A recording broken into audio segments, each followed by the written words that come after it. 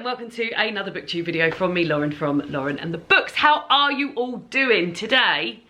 My yellow books, apart from two that I've already read, have been removed from my shelves because we're on the next in the series of a sort of book tour, first line visit, pick a book to go on my TBR thing. So I'm working my way through the bookshelves. I've done red and I've done orange, and I'll link both of those down below, whereby I've just taken all of the books off my shelf of a certain colour spine, and we'll read the first line of all of these books, maybe have a little chat about where these books came from, and then we'll add the book that I think has the best first line to my TBR, and then once I've read that book I can then go on and do the green one. So last time we did this for the oranges, it was the Linda Grant book, The Dark Circle, which one, and I really loved that book. I really enjoyed it. I've lent it to my mum's on holiday at the moment, and I lent it to her to read while she was away. It's a book about a sanatorium to treat people, patients with TB in Kent during the just after the Second World War, and you're following a whole host of characters in there, but the two main people you're following are a set of twins who both have TB. Yeah, it was really great sort of historical fiction. Really loved it. So hopefully I will find a book in these yellow books that I loved as much as the book that was the orange book. So there's quite a few here. 2, 4, 6, 8, 10, 12, 14, 16, 18, 20, 22 books that we've got to read the first line of and work out which of the first lines I like. So as I said, some have remained up there. Those two books are books that I've read. Girl, Woman, Other, I've read. I'm actually listening to the audiobook of Bernardine Evaristo's autobiography at the moment, and Skincare by Caroline Hirons I've read. So the only other books that I wouldn't pick is if they're second in the series, and I don't think any of these are second in the series. So I'm just going to work my way through now, reading out the first line, and do be sure to let me know down below which of these first lines you would have picked. So we'll start with Whalebone Theatre by Joanna Quinn. David's mum got me this for Christmas. We're not reading the blurbs, we're just going straight with the first line, but if I do know anything about the blurbs then I'll do it. Oh, it's got a very long contents page and it's set over a long time. So Act 1, 1919 to 1920. The last day of the year, 31st of December 1919, Dorset. Already this makes me think I wish I was starting this on the last day of the year, but then if it spreads a load of time it doesn't really matter, does it? Christabel picks up the stick. Well, I can't really get much from Christabel picks up the stick, can I? So yeah, I mean, obviously this is the winning one at the moment because it's the first one I've read, but Christabel picks up the stick. There's not much I can really do with that. So next one is Guard Your Heart by Sue Diven. This is a proof copy of a book that came out in 2021. I remember this has been on my TBR a few times for the Irish Readathon, but I haven't got around to it. It's about the Troubles, but I don't know if it's present day. Oh, it is present day. So it says Chapter 1, Day. Aidan, Thursday the 16th of June 2016. It was more miraculous than the virgin birth, me finishing sixth form. Yeah, I quite like that as a first line. It was more miraculous than the virgin birth, me finishing sixth form. So Guard Your Heart by Sue Diven is currently in the lead. Sorry, Whalebone Theatre. Next up we've got, this is a book that I've had on my shelves for a long time, and I must get around to reading it. This is a book, it's a proof copy of a book that came out in April 2022, called Wild Card, Let the Tarot Tell Your Story by Jenny Cowney and Fiona Lensvelt. Don't actually know what the finished book of this looks like, but this front cover is about tarot reading, and I love this front cover so much because it looks like a tarot card. It's one of my favourite books on my shelf, and sometimes I just get it off and have a look at it. So maybe it's time for me to read it. So as this is a unfinished copy, it's got a lot of artwork and stuff missing, which is fine. If I love it, then I will go on and read more. But I got a set of tarot cards for Christmas from David, had a little play with them on Christmas Day, but it said some quite miserable stuff. So David and I've sort of put them away and not thought about them again, but would love to get more into it before I did it. So here we go. Chapter 1, Hello Friend. What do you feel when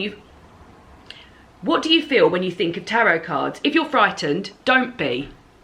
Well, that's spoken to me quite a lot, hasn't it? Because that's how I felt after I'd done them on Christmas Day. So, excuse me. So, Wild Card by Jen Cowney and Fiona Lensvelt is now winning. It has beaten Guard Your Heart.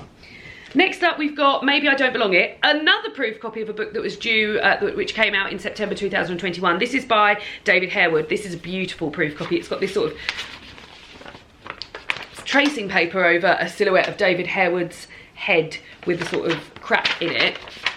The front says, a crack appeared, small at first, perhaps just the faintest tear, but over the years it grew wider and wider. Caught between the two halves of my identity, I somehow disappeared into the space between and woke up in a mental institution. You see, I have a black half and an English half, and it's incredibly difficult to knit them together. So David Harewood is an actor in the UK, and he had a severe mental breakdown, and this is a book about that, and a memoir of his life and things like that. So yeah, it's something I really enjoy watching. David Harewood. I've seen him on a few TV programmes as an actor, and also being interviewed. I saw him on Between the Covers, the Sarah Cox show, and he's just so eloquent and wonderful, and I've listened to a few audiobooks that he's narrated, so yeah, big fan. Chapter 1, There Ain't No Black in the Union Jack. One of my earliest memories of when I was 3, aimlessly wandering out the back door of our house in Arthur Street, Birmingham. I think Wildcard is still winning. It spoke to me, the old there, so I will, I mean, I say I will get around to reading them. I'll get around to reading all of these. Then I've got Family Law by Elizabeth Acevedo. This came out in August last year. Elizabeth Acevedo, oh, I was going to say, Elizabeth Acevedo is normally somebody who writes novels in verse, and this is not written in verse. This is exciting. I actually thought this might have been on the Women's Prize long list, but it did not. It did not make it. So, 6 weeks before the wake, Flor had a tabulated ranking for the seasons, autumn being her least preferred of the climatic periods in North America. No, autumn is my favourite. Yeah, that hasn't done all that much for me. Then I've got Razorblade Tears by S.A. Cosby. This is a crime novel that somebody bought me from my wish list, which was very, very lovely. Chapter 1. Ike tried to remember a time when men with badges coming to his door early in the morning brought anything other than heartache and misery, but try as he might, nothing came to mind. That's a good first line, but I still think Wildcard is still doing it. I don't know if I feel like Wildcard has cemented its place here, so we'll be interested to see what else is going on. I'll probably pick this one up and want to read it now. So this is Heartsick by Jessie Stevens. This is a proof copy of a book that came out in February 2022. Let's have a look. Preface. I'm in an airport bookshop. Do you know what? I don't normally count prefaces. I normally go straight into it. So, the next one is the introduction. Introduction. There are a few things you should know before you meet Anna, Claire and Patrick. These 3 true stories of falling in love and what happens after it ends. Hasn't spoken to me. There we go. I've got Claudia Pinheiro, Eleanor Knows, translated by Francis Riddle. This is another one that was bought for me from my wish list. And I've got the little love note here. Oh, this is really sweet. So this person bought this book for me from my wish list after Minnie had died and has left a really, really lovely note about that. So that's really nice. Thank you to that person. Mwah, mwah, mwah. The first line is, I wonder if that has emotionally manipulated me into picking this book. 1, morning, second pill. 1. The trick is to lift up the right foot, just a few centimetres off the floor, move it forward through the air, just enough to get past the left foot, and when it gets as far as it can go, lower it. That's very interesting. That is very interesting. I'm going to read it again. The trick is to lift up the right foot, just a few centimetres off the floor, move it forward through the air, just enough to get it past the left foot, and when it gets as far as it can go, lower it. Against... What do you feel when you think of tarot cards? If you're frightened, don't be. I suppose, have I now got to be a bit more objective? Because yes, that did speak to me. Well, I suppose it's my video, I can pick whatever I want. No one's telling me what to do. But that is speaking to me directly. That is a wonderful first line. And I'm like, oh, I want to know more. But I honestly, yeah, I still think Wildcard has got it. But that was great, and lovely note in there. Made me think about Minnie. Indelicacy by Amina Khan. I think this was bought for me off my, oh yes, it was. Oh, this person's a lovely note. And this person bought it for me because they'd seen Jen review it and thought it sounded great. So this is Indelicacy by Amina Khan. I love this front cover, by the way. I love bright, lurid, modern fonts and colours on top of old, older looking artwork. So this is catnip for me. I thought that being in the country would help me write with its fields and its horses, but I don't think I was meant for that. That felt a bit gabbled. It's probably me. I thought that being in the country would help me write with its fields and its horses, but I don't think I was meant for that. That's a great... Oh God, I love this front cover so much. Maybe I should do another one of these with the front cover. Maybe I will, maybe next year I'll go through everything and just look at the front covers and be like, that has got to do it. Looking forward to reading that, but Wildcard has still got it. Next up, I've got Pleasure Beach by Helen Palmer. This is from a publisher. They've sent me 3 of their books that are all sort of published in this beautiful way. I'm just going to find out what the name of the publisher is.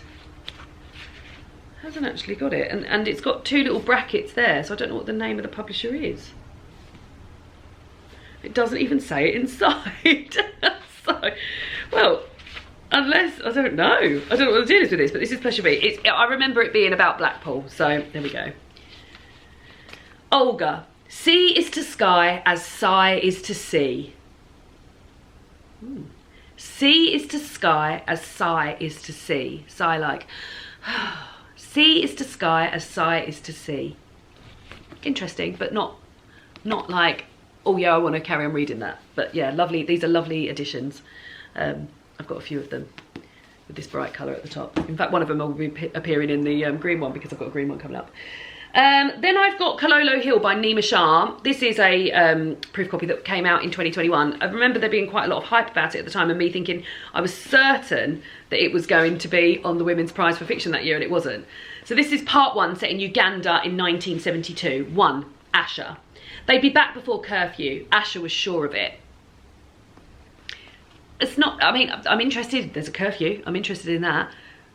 But I think more than that, there's not much more than that for me to get into. Then I've got Sugar by Bernice L. McFadden, published by Vintage. I think I got really itchy for. I think I got sent this for Pride Month one year, if I'm correct. Let's have a look. Before spring 1940, Jude was dead. Now those sort of first lines are very, well, it's 3 words. Jude was dead. Who was Jude? Why is he dead? When did he die? Was it recent? Like, that is very, very good first line work. Jude was dead. Jude was dead. I still think Wildcard's got it. Then I've got Gears for Queers by Abigail Melton and Lilith Cooper. This came out in 2020. This is an advanced reader copy. Look how lovely it is. This sort of thing is like great for me because I love a memoir that sort of follows a journey, and this is, I believe, the journey of a couple going on, I'm going to not read the preface, going on a riding journey maybe around the UK. I mean, I guess I'll find out, but like, I love stuff like that. I love people going on a walking journey, having a map. This is a proof copy, so it hasn't got the maps in it. Oh, it's in the Netherlands, I think. Oh, the Netherlands. Maybe they go further than the Netherlands, but yeah. So the finished book would have maps in, so if this is something I like, I will be getting that finished book. So it says, Lily, day 1, Amsterdam to Durgandam. Abby and I left the hostel early, holding our panniers one by one down the steep wooden stairs and depositing them on the damp alley cobblestones outside. Yeah, I'm into it. It's just shifted Wildcard, but yeah. I want to know more about this journey. I'm excited that we're at the beginning of the journey with Abby and Lily. And yeah, that sort of thing is for me. So great, great, great. And then I've got Mortification. This was a book that Philippa sent me for being on the Quick Book Reviews podcast. Philippa's got an amazing podcast called the Quick Book Reviews podcast. And this is writers' stories of their public shame. So, and it's a lot of very famous writers. Margaret Atwood being on here, Julian Barnes, Louis de Bernier, Roddy Doyle, who else on here? Edna O'Brien, lots of Irish authors. Colm Toibin, Irvine Welsh, and it is their stories of public shame. It is edited by Robin Robertson. So let's see who the first, I won't read the preface, I'll read the first one. So it's lots of, oh, Margaret Atwood is first. So her one, so it says, Margaret Atwood, futility, playing a harp before a buffalo, Burmese proverb. Mortifications never end. Oh my God, I can't stop itching my foot. Mortifications never end. That's not, I wanted to leap straight into it. So yeah, it hasn't given me much more than the sort of title. So not a winner this time. Then I've got the Book of Goose by Yin Young Lee. One of my lovely Patreons sent this to me because she thought I would like it. I haven't got around to reading it yet. Let's see how we'll get on with it. 1, you cannot cut an apple with an apple. No, you cannot. You cannot cut an apple with an apple. But I still think this little journey has got me going a bit more. Then I've got, oh, this is an exciting one, a really big, beastie one. This is Henry VIII, The Heart and the Crown by Alison Weir. So if you've been here a while, you'll know that I worked my whole way through the Tudor Queen series by Alison Weir. And she's done a sort of follow-up series to that with the people around that story. So Elizabeth, Queen of York was the first one. And then we've got this Henry VIII one. I don't know what the third in the series is going to be, actually. The Tudor Rose trilogy. Elizabeth of York, The Last White Rose is the first one. Then we've got this one, so I don't know what's going to be after that. But yeah, I love Alison Weir's books. I find them really sort of, they really fill me in about a period of history, and also they're really entertaining as well. And like the size does not frighten me at all because they're so entertaining. So let's have a look what the prologue is. He was dying, he knew it. And that's about, I know that'll be about Henry VIII, and he was a very unwell man for a lot of his time. He was dying, he knew it. And that's really encapsulates sort of like Henry's ego as well. That he would think he was really privy to some information. Oh God, that's just the sort of like knowing how much I love these books as well. Like, am I going on first line? But then I haven't, yeah. He was dying, he knew it. Day 1, Amsterdam to Durgadam.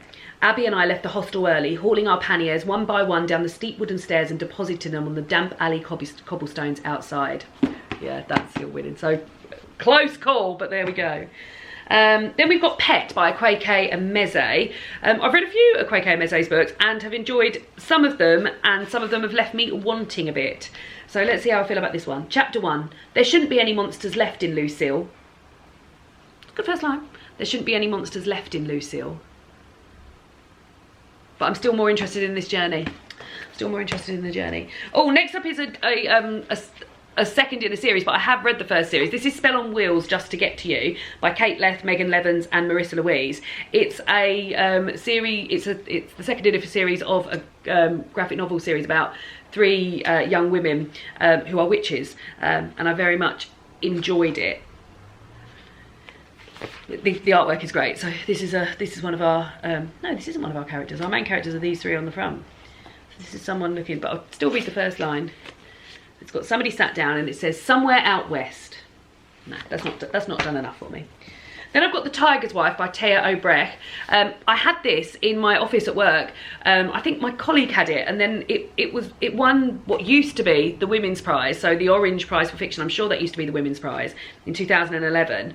And I would like to get round to read it. This is a second-hand one I think we got from the charity shop, the charity desk.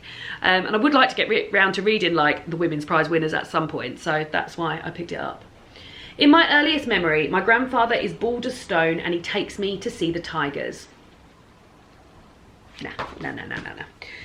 Down to the last 3. Then I've got a book that somebody at choir lent me, literally when I first started choir, and I've been going to choir for almost 3 years now? 2 years now. No, it'll be 3 years in September, so I need to get around to reading this at some point or returning it to her. Jodi Picoult isn't one of my favourite authors. In fact, some of her books I've really, really hated, and the fact that this is written alongside Jennifer Finney Boylan. My issue with Jodi Picoult is that I feel like she tackles some really, really big issues with sort of limited research, and the fact that she, I'm going to say it, churns out a sort of book a year about really, really big issues always leaves me feeling a bit ick. So when somebody who was new to me had said, oh, you'll love this book, I sort of said, oh yes, I will borrow it because I love books and I didn't want there to be any sort of barriers in between that. But yeah, this is not a book I would have ordinarily picked up at any point, but it's been on my shelves for so long. Will I, let's have a look at the first chapter, the first page. Olivia 1, day 17, 2018, the day of. From the moment I knew I was having a baby, I wanted it to be a girl. Well, that hasn't done anything for me because I don't want any babies, and I think preferring one gender over another feels a bit ick as well. So yeah, maybe it's time for me to return that book. I think I will. Betraying Big Brother, The Feminist Awakening in China by Lita Hong Fincher. This is a non-fiction book from Verso. The introduction begins. The recording begins with the bell-like soprano voice of a young woman singing a cappella in Chinese. Oh, that's a good first line. The recording begins with the bell-like soprano voice of a young woman singing a cappella in Chinese.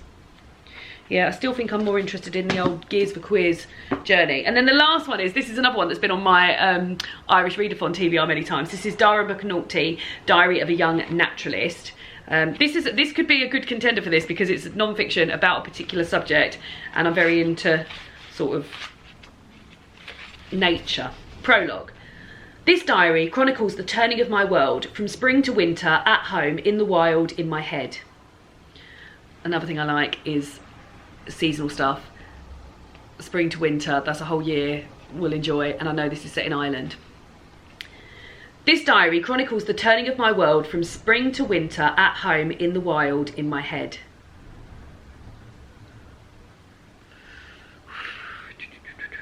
And I think maybe I would have said, oh, I'll save this for the Irish Readathon, but it's been on my TBR twice now and I haven't got round to reading it. Is now the time? Oh, Gears for Queers, oh God.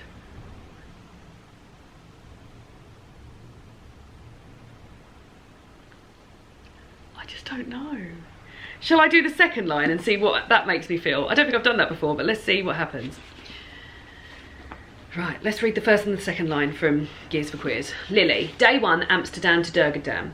Abby and I left the hostel early, hauling our panniers one by one down the steep wooden stairs and depositing them on the damp alley cobblestones outside. I had spent the night lying on the top bunk, listening to drunken shouts and thunder while my mind raced. Great. Prologue. This diary chronicles the turning of my world from spring to winter, at home, in the wild, in my head. It travels from the west of Northern Ireland in County Fermanagh to the east in County Down. Yeah, I think Gears for Queers has just got it. So there we go. This is the book that will be going on my TBR next. And then to celebrate, although I've read that first line to you many, many times, I will now read the first 3 lines and see how we feel about it. Lily, day 1, Amsterdam to Durgadam.